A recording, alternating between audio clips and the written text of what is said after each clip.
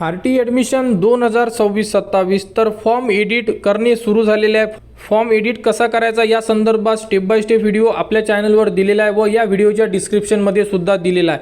भरपूर पालकवर्ग कमेंट्स करत आहे अशा प्रकारे की जो फॉर्म आहे म्हणजे ज्याही पालकवर्गांना, कारण की सध्या फॉर्मचा आकडा हा 2,22,000 झालेला आहे, तर सर्व पालकांना फॉर्म एडिट करावा लागेल का?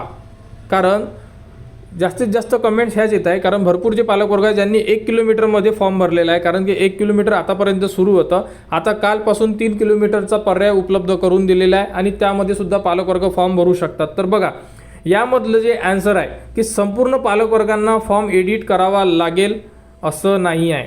तर बघू शकता सर्व पालकांना फॉर्म एडिट करावा लागेल का? तर ज्या पालकवर्गांना फॉर्म एडिट करायचा असेल त्याच पालकवर्गांनी आपला फॉर्म अनकन्फर्म करा, फॉर्म एडिट करा आणि परत फॉर्म सबमिट करा। आणि ज्या पालकवर्गांना वाटत आहे की मी 1 किलोमीटरमध्ये जो फॉर्म भरलेला आहे मला तेवढ्या स्कूल पाहिजे आहे, माझा फॉर्म ओके आहे, कोणत्याही प्रकारची अडचण नाही आहे, तर फॉर्म एडिट करायची गरज नाही। क्लिअर? याचा अर्थ असाच आहे, एडिट करायची गरज असेल तर करा, अदरवाईज करू नका।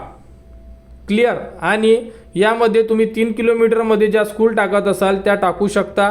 1 किलोमीटरमध्ये टाकलेल्या स्कूल ओके असेल तर तुम्हाला फॉर्ममध्ये काही करायची गरज नाही आहे। आणि ज्या पालकवर्गांनी आतापर्यंत फॉर्म भरलेला नसेल ते पालकवर्ग न्यू रजिस्ट्रेशन करून फॉर्म भरू शकतात आणि ते पालकवर्ग 1 किलोमीटर आणि 3 किलोमीटर अशा प्रकारे त्यांच्या स्कूल ॲड करू शकतात।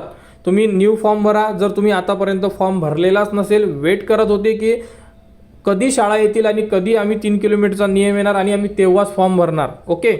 आणि त्यानंतर एक प्रश्न असा पण आहे, ज्या पालकवर्गांनी रजिस्ट्रेशन केलेलं आहे, ओके, रजिस्ट्रेशन डन झालेलं आहे 1 किलोमीटरमध्ये, परंतु 1 किलोमीटरमध्ये एकही स्कूल नव्हती, ओके, आता त्यांना 3 किलोमीटरचा ऑप्शन आलेला आहे, तर तुम्ही स्कूल ॲड करून तुमचा फॉर्म सबमिट करू शकता।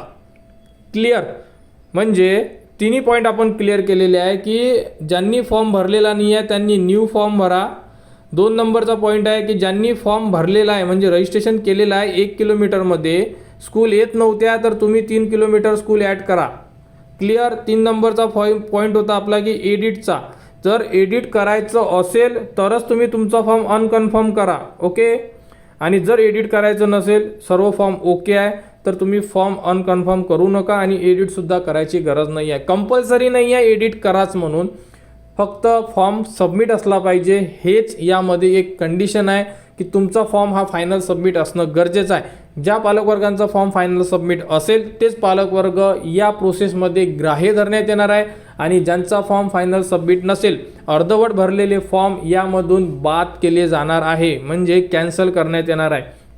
त्यामुळे आपल्या फॉर्ममध्ये सर्वात शेवटी जे फॉर्म सबमिशनचं ऑप्शन आहे तिथे सर्वात लास्टमध्ये बघा जनरेट PDF ऑप्शन आहे का? जनरेट PDF म्हणजे ज्यांच्याही लॉग इनमध्ये जनरेट PDF ऑप्शन असेल त्यांचा फॉर्म फायनल सबमिट झालेला आहे असं आपण ग्राह्य धरू शकतो। कारण की जर तुम्ही भरलेल्या फॉर्मची प्रिंट निघत आहे म्हणजे तुमचा फॉर्म ओके आहे। अशाबद्दल भरपूर कमेंट्स आलेल्या होत्या सकाळपासून, तर त्या पालकांसाठी हा व्हिडिओ बनवण्यात आलेला आहे। तर फॉर्म एडिट करणे हे कंपल्सरी नाही आहे। जर एडिट करायचा असेल तर एडिट करण्यासाठी व्हिडिओ दिलेला आहे, त्याप्रकारे तुम्ही डायरेक्टली अनकन्फर्म करून तुमचा फॉर्म एडिट करा आणि सबमिट करा।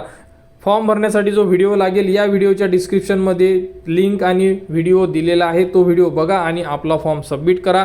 कोणाला कुठेही अडचण असेल कमेंट्स करा, कमेंट्सवर तुम्हाला संपूर्ण माहिती दिली जाणार आणि RT ॲडमिशन 2026-27 बद्दल जेही पुढील अपडेट येईल ती तुम्हाला आपल्या चॅनलवर देण्यात येणार। त्यासाठी आपल्या चॅनलच्या कनेक्टमध्ये राहा, चॅनलला सबस्क्राईब करा व हा व्हिडिओ इतरांपर्यंत शेअर करा।